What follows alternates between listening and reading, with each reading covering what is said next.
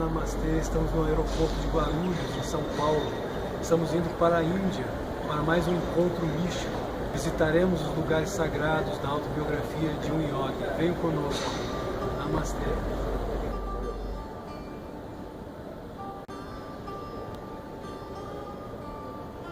O embarque para a Índia é precedido de alegria. Visitar a terra dos rishis, pisar em solo sagrado, reviver uma vez mais a terra mística, o celeiro e cenário de grandes e inesquecíveis épicos, o lugar santo em que se ergueram imortais para a continuação do Sanatana Dharma, a virtude perene, era um sonho se realizando. Eu, Alexandre Campelo, juntamente com Rodrigo Correia, amigo e irmão de Senda, saímos de Brasília para Guarulhos e fizemos escala em Dubai, Emirados Árabes. No aeroporto de Dubai visitamos algumas lojas com artigos árabes.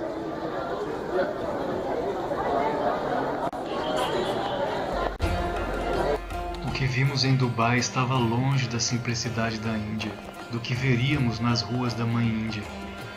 A cultura moura é belíssima, cada ornamento, cada detalhe artístico, a delicadeza presente nos desenhos de cada arte é encantadora.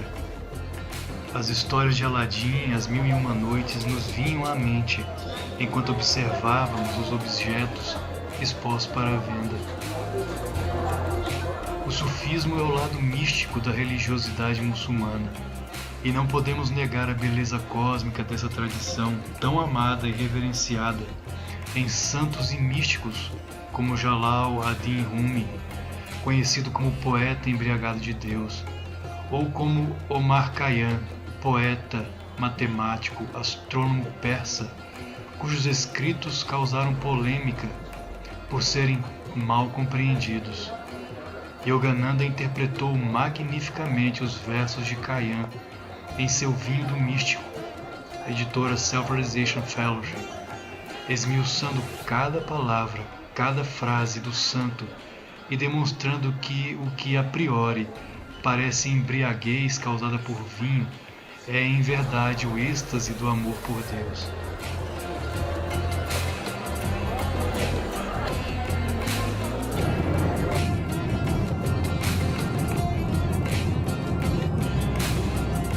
Embarcamos novamente, agora em direção a Calcutá.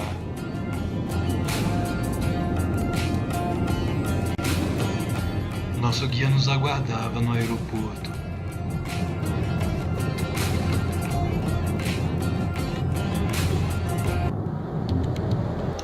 No aeroporto nos encontramos com nosso guia, Debashi, que nos esperava para filmarmos as ruas sagradas daquela cidade santa, onde viveram muitos místicos como Ramakrishna Paramahansa, Swami Vivekananda, Paramahansa Yogananda, o mestre Mahashaya, autor do Evangelho de Ramakrishna, a própria Madre Teresa e muitos outros santos como Baduri Mahashaya, o santo que levitava.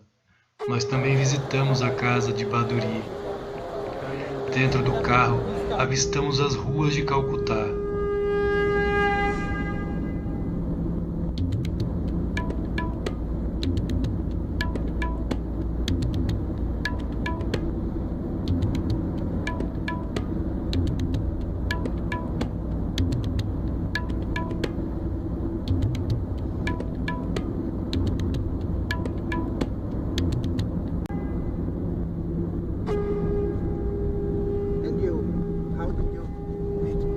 Em determinado momento, quis que o nosso guia explicasse com suas palavras a visão que tem de Kali, uma das formas de Deus como mãe.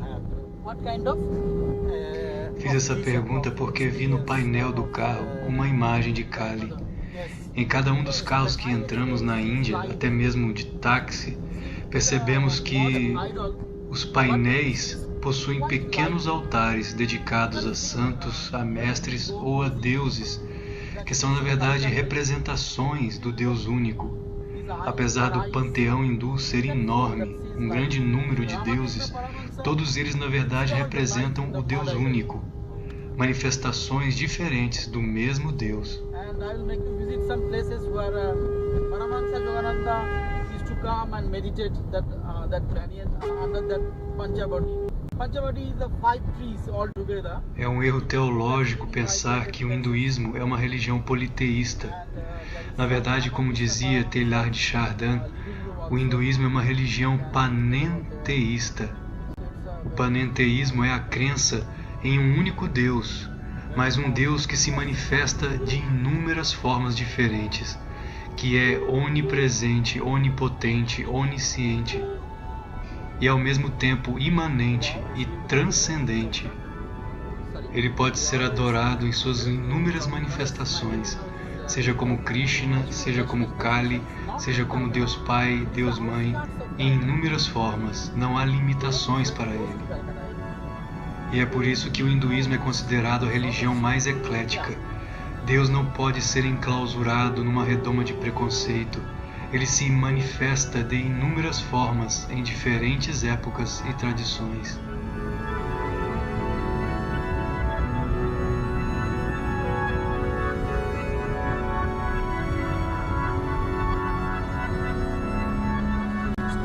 Uma das coisas que assusta o turista que vai à Índia pela primeira vez é a forma como os motoristas se entendem no trânsito.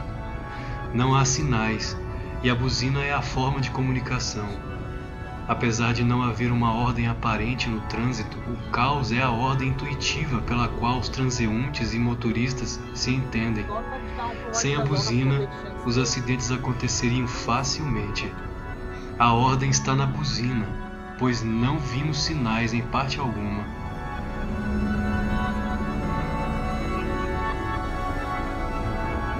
Apesar da pobreza, como vimos nas ruas de Calcutá, a Índia é sem dúvida a nação mais rica, espiritual, cultural e filosoficamente falando. Um povo feliz, pacífico, que facilmente sorri aos ocidentais, um povo acolhedor.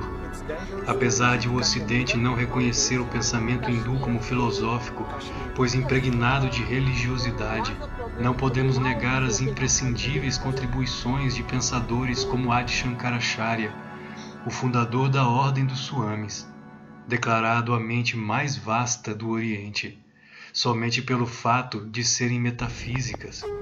Aos poucos, a própria ciência ocidental se debruça sobre conceitos orientais na tentativa de compreender aquilo que vê em laboratórios de altas energias. O próprio Einstein esteve com o poeta e místico hindu Rabindranath Tagore, e muitos físicos contemporâneos têm sorvido conhecimento na fonte védica, conhecimento milenar dos rishis, os sábios iluminados da Índia antiga e moderna. Mas a Índia é uma nação cheia de contrastes. De um lado, pobreza extrema, do outro, a beleza espiritual incalculável, captada apenas quando deixamos de lado os estereótipos ocidentais. Como diria Bada Griffiths, monge beneditino que se encantou com a Mãe Índia e fundou ashrams cristãos unindo o que há de melhor na liturgia católica com o que há de melhor na tradição hindu. Devemos nos encantar com o espírito da Índia. É na essência, na alma dessa terra milenar que encontramos a majestade do povo indiano, a herança dos grandes rishis, sábios iluminados, como legado histórico, filosófico, religioso, científico, místico e cultural deixado para a humanidade.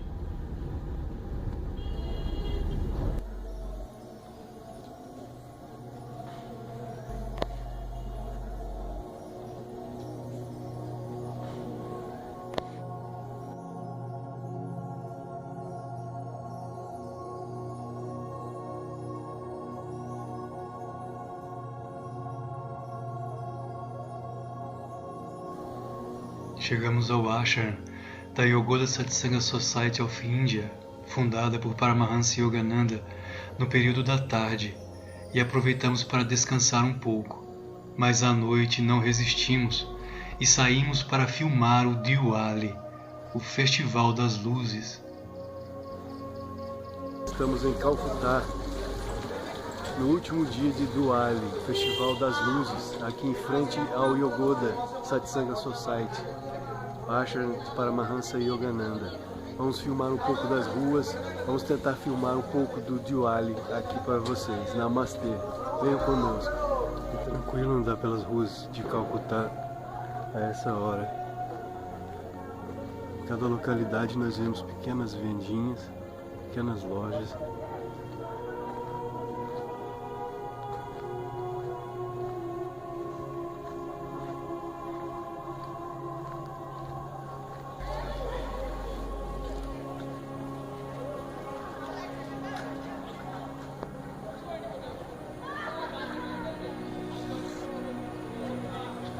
O Diwali é o Festival das Luzes,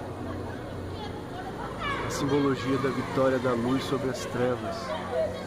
É comemorado nessa época na Índia.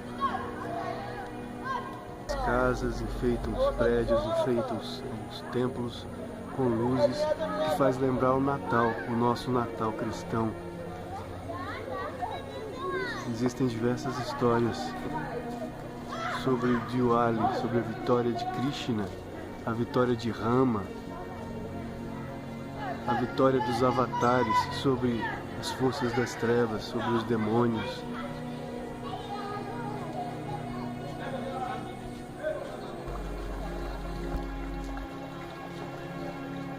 No caminho nos deparamos com uma homenagem a Kali, um dos aspectos de Deus como Mãe Divina. Kali jamais será compreendida pelo ocidental se não deixar de lado os seus temores e estereótipos. É melhor deixar o misoneísmo para trás antes de tentar compreender o misticismo hindu, que não se rende a preconceitos, pois é cósmico e só pode ser compreendido quando olhamos para a simbologia, o significado por trás da imagem.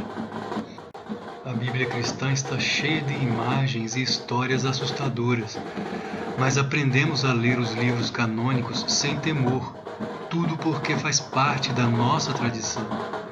O que Jung chamaria de misoneísmo, o temor ao que é exótico, ao que é diferente, é parte de um choque cultural, não apenas pelo fato de o outro ser diferente, mas por não nos debruçarmos com o devido respeito científico e a atenção sobre a visão de mundo do outro, para compreendermos a profundidade do que o outro pensa, retirando as cascas superficiais das ideias falsamente pré-concebidas. Como diria Jesus, tire primeiro a trave que está em teus olhos, para ver com clareza o cisco no olho do teu irmão. Estávamos filmando de longe e um dos membros nos chamou para que nos aproximássemos e filmássemos de perto. A simbologia de Kali é a seguinte: Kali é a Shakti, a força primordial do universo, que está dentro do ser humano, adormecida no primeiro chakra. Toda a simbologia é cósmica, mas devemos entender cósmico não relacionado apenas ao universo, mas igualmente ao ser humano, pois o corpo humano é uma réplica do universo, como diria Swami Sri Yukteswar. A Mãe Cósmica possui 4 braços. Os 2 braços direitos representam o poder para criar universos e conceder bênçãos e salvações aos seus devotos. Já os 2 braços esquerdos seguram uma cimitarra, espada de lâmina curva, e uma cabeça decapitada, que representa o poder de conclusão ou dissolução do cosmos no seio do espírito.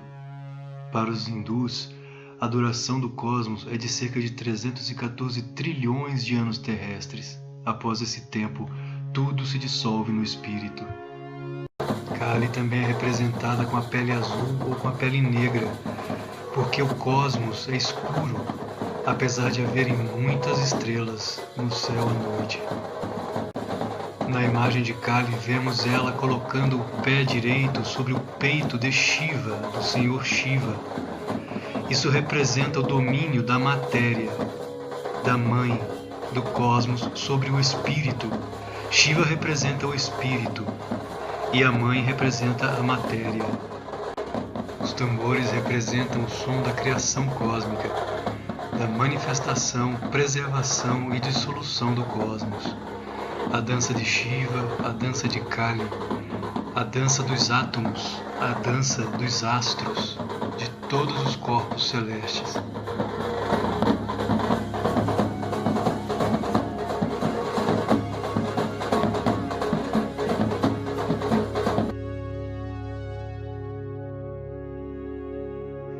No dia seguinte saímos para conhecer o ghat de banho de Swami Sri Yukteswar Ji.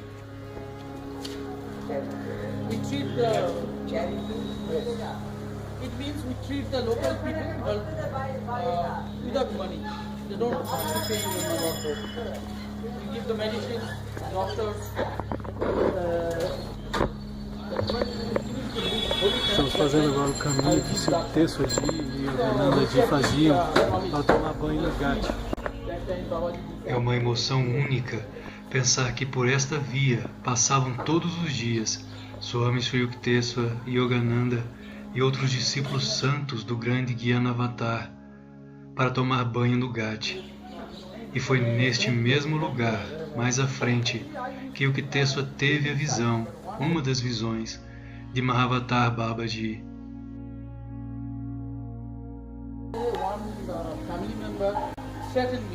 Provavelmente, na época, não haviam essas construções. Talvez o solo fosse todo de terra.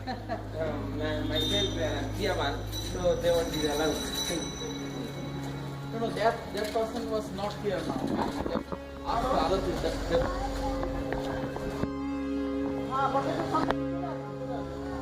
বরগাছির সামনে চলে আসুন।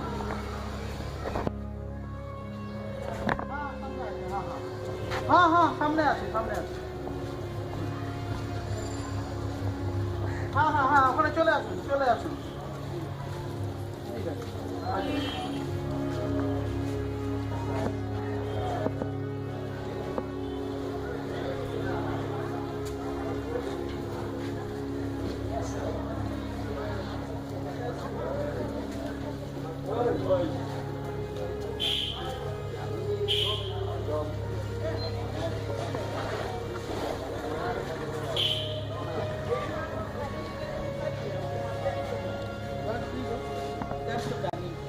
Os pés descalços de Yogananda e Yukteswar Ji passaram muitas vezes por este caminho para se lavarem no Ganges.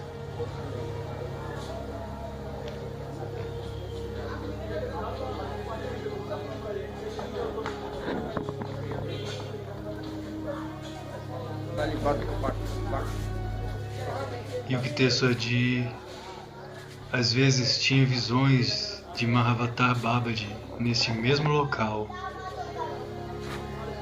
debaixo desta árvore. Na autobiografia de um yogi, Paramahansa Yogananda cita uma explicação de Swami Sri Yukteswar a respeito do Avatar. O estado espiritual de Babaji está além da compreensão humana. A limitada visão do ser humano não pode atingir sua estrela transcendental. Procura-se inutilmente imaginar a realização do Avatar. É inconcebível.